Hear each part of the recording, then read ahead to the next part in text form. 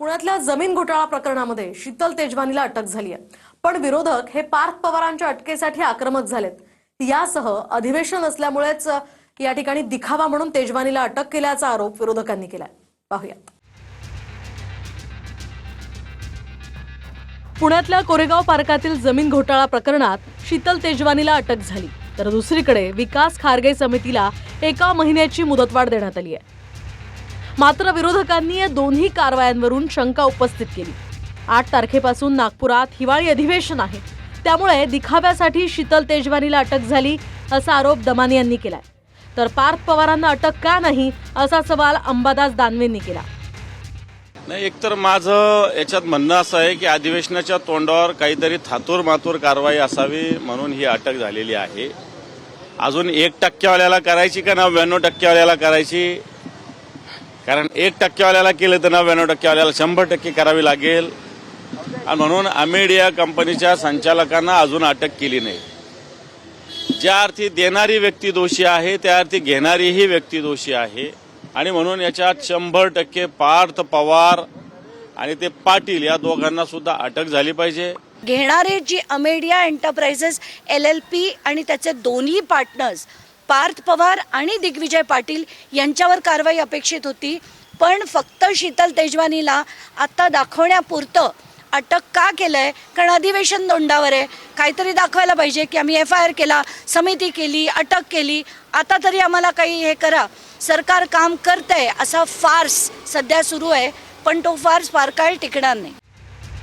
1800 कोटींची मूळ महार वतनाची जमीन 300 कोटींना अमेडिया कंपनीनं घेतली. जमीन लिहून देणाऱ्या शीतल तेजवानींना अटक झाली. ज्यांच्या नावावर जमीन झाली त्या अमेडिया कंपनीचे 2 संचालक आहेत. 1% शेअर्स असलेले दिग्विजय पाटील आणि 99% शेअर्स असलेले पार्थ अजित पवार. आता गुन्हा 1% शेअर असलेल्या दिग्विजय पाटलांवरच आहे, पण त्यांनाही अटक झालेली नाही.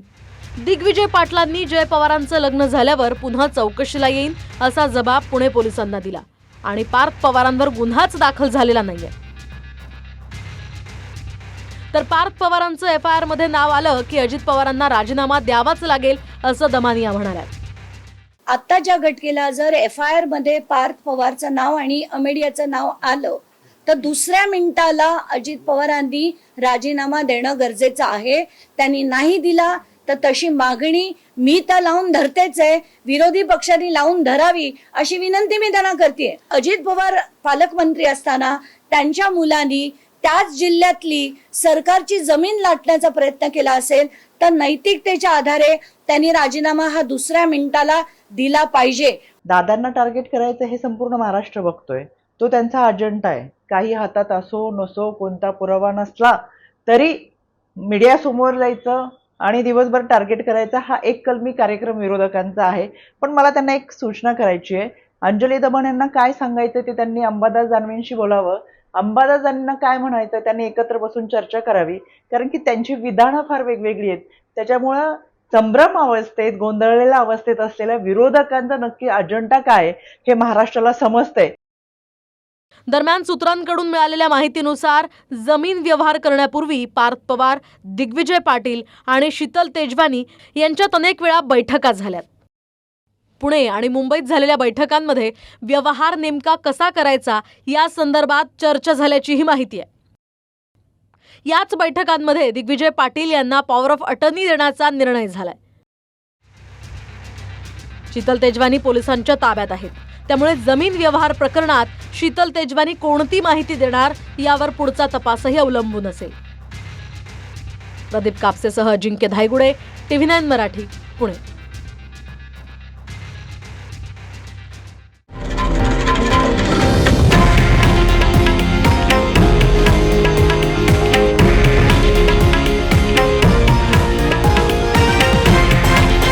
हे आहे देशातील नंबर 1 न्यूज नेटवर्क आणि आपण पाहत आहात TV9 मराठी, एकमेव.